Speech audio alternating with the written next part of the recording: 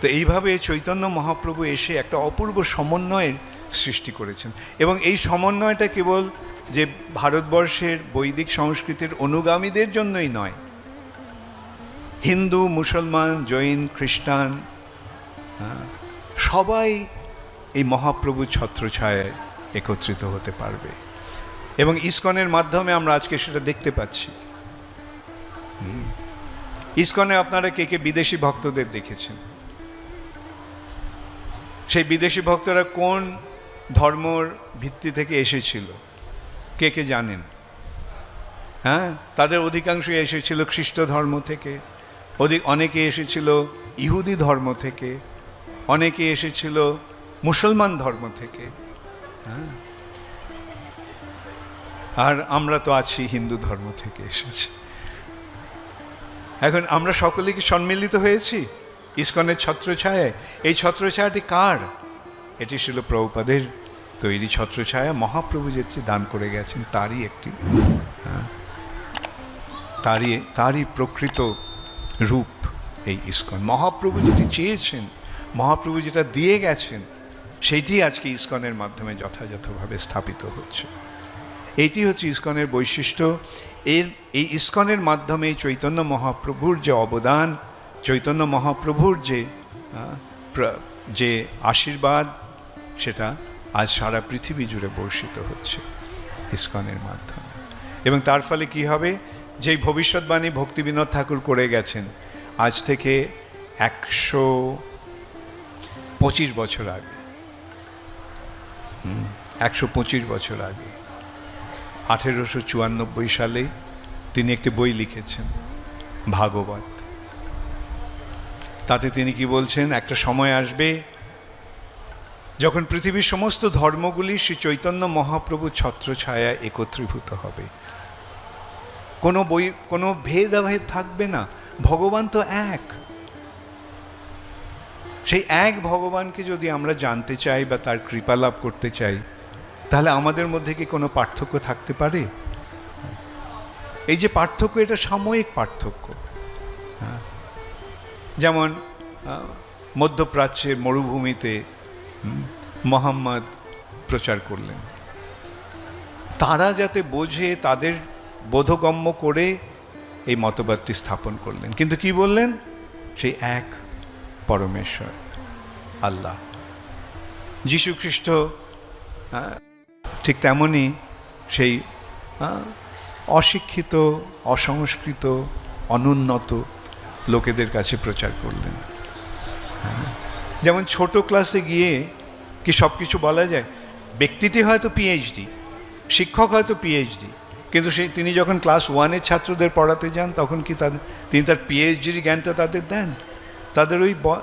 তাদের বোধগম্য করে তিনি সেটা প্রদান করেন। এইভাবে সেখানকার লোকেদের বোধগম্য করে সেই সমস্ত মহান প্রবর্তকেরা, প্রচারকেরা সেই বাণীটি দিয়ে গেছেন। এই সম্বন্ধে আমরা এটা এইভাবে দেখতে পারি, যখন আমরা ক্লাস 1-এ পড়ি তখন কটা বই থাকে? একটা কি দুটো বই। নিচু ক্লাসে একটা দুটো বই। কিন্তু যখন আমরা পিএইচডি রিসার্চ করি, তখন আমরা কি করি?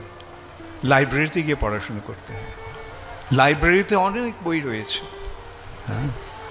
এখন এই যে সমস্ত ধর্ম, এগুলি ওই নিম্ন স্তরের তত্ত্বজ্ঞান বিশিষ্ট ধর্ম। একটা দুটো বই রয়েছে। মুসলমানদের কোরআন, যে খ্রিস্টানদের বাইবেল, ইহুদিদের তোরা। কিন্তু আমরা যখন এই হিন্দু ইয়েতে আসছি, বেদের ইয়েতে আসছি, অন্তহীন বই, অসংখ্য বই। এবং এখানেই মুশকিল হয়ে গেছে, এত বই যে সেগুলি পড়ে বোঝার ক্ষমতা লোকের নেই। এখন আমি যদি লাইব্রেরিতে যাই, নিজেকে আমি পড়ে জ্ঞান অর্জন করতে পারবো? হ্যাঁ, কিন্তু আমার শিক্ষক যদি বলে দেন লাইব্রেরি থেকে ওই বইটাকে রেফার করে পড়ো, তখন আমি বুঝতে পারছি। অথবা বইয়ের দোকানে গিয়ে অসংখ্য বই রয়েছে, সেখানে গিয়ে কি আমি মনোনয়ন করতে পারি কোন বইটা নেব? না, স্কুল থেকে আমাকে সিলেবাস দেওয়া হয়েছে, বলা হচ্ছে এই বইগুলো কিনে। দোকানে যাচ্ছি, সেখান থেকে এই বইগুলো কিনছি। সেই জন্যই শিক্ষকের প্রয়োজন, যিনি আমাদের পথ দেখাবেন। ভুরিনি ভুরি কর্মাণি শ্রোতব্যানি বিভাগশঃ। ভুরিনি ভুরি কর্মাণি, অসংখ্য কর্মের নির্দেশ এই বেদে দেওয়া হয়েছে। বেদ বিশাল, সেই বিশাল বেদে অসংখ্য কার্যকলাপের নির্দেশ দেওয়া হয়েছে, এবং সেটি তার কাছ থেকে জানতে হবে যিনি পূর্ণ জ্ঞানটি লাভ করেছেন। তিনি হচ্ছেন গুরু। আর তিনি এসে যোগ্যতা অনুসারে ছাত্রদের শিক্ষা দিচ্ছেন। আর এই কলিযুগে ছাত্রদের এমনই দুর্দশা দেখে ভগবান কি করলেন, বেদের মূল তত্ত্বটা সহজভাবে সকলকে দিয়ে গেলেন। বেদের আর কিছু এত কিছু পড়ার দরকার নেই। এই উপনিষদের ধারায় যে সর্বশ্রেষ্ঠ উপনিষদ গীত উপনিষদ, ওইটাই যথেষ্ট। আর পুরাণের ধারায় যে পুরাণ, ভাগবত পুরাণ, মহাপুরাণ, সেটি যথেষ্ট। এখন এই দুটি গ্রন্থকে আশ্রয় করে শ্রী চৈতন্য মহাপ্রভু কি দিলেন, বেদের যে প্রকৃত তত্ত্বজ্ঞান সেটি তিনি দান করলেন। সেই জ্ঞানটি কি, বেদের মূল তত্ত্বটি কি, একলে ঈশ্বর কৃষ্ণ আর সব ভৃত্য। এতে চাংশ কলা পুংস কৃষ্ণস্তু ভগবান স্বয়ং। এই যে সমস্ত দেবদেবী বা অবতারেরা রয়েছেন, তারা সব তার অংশ এবং তার কলা, কিন্তু কৃষ্ণ হচ্ছেন স্বয়ং ভগবান। শ্রীমদ্ ভাগবতের শুরুতেই অনেক 24 জন অবতারের কথা বর্ণনা করার পরে বলা হচ্ছে কি, অবতারও হি অসংখ্য, অসংখ্য অবতার রয়েছে, কিন্তু সেই সমস্ত অবতারের অবতারই শ্রীকৃষ্ণই হচ্ছেন স্বয়ং ভগবান। এতে চাংশ, তারা এই অবতারেরা সব তার অংশ এবং অংশের অংশ কলা, কিন্তু কৃষ্ণ হচ্ছেন স্বয়ং ভগবান। সেই কৃষ্ণকেই জানিয়ে দিলেন শ্রী চৈতন্য মহাপ্রভু। আর কিছু পড়ার দরকার নেই, আর কিছু জানার দরকার নেই। এই কৃষ্ণের শরণাগত হও, যে কথা ভগবদ্গীতায় শ্রীকৃষ্ণ বলছেন চরমে, মাম একম শরণং ব্রজ।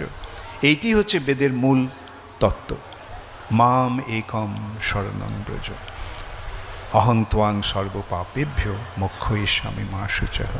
তাহলে আমি তোমাকে তোমার সমস্ত পাপ থেকে মুক্ত করে দেব, আর কোনো চিন্তা করার দরকার নেই। এইটি হচ্ছে সরল শিক্ষা, যেটি মহাপ্রভু দিলেন।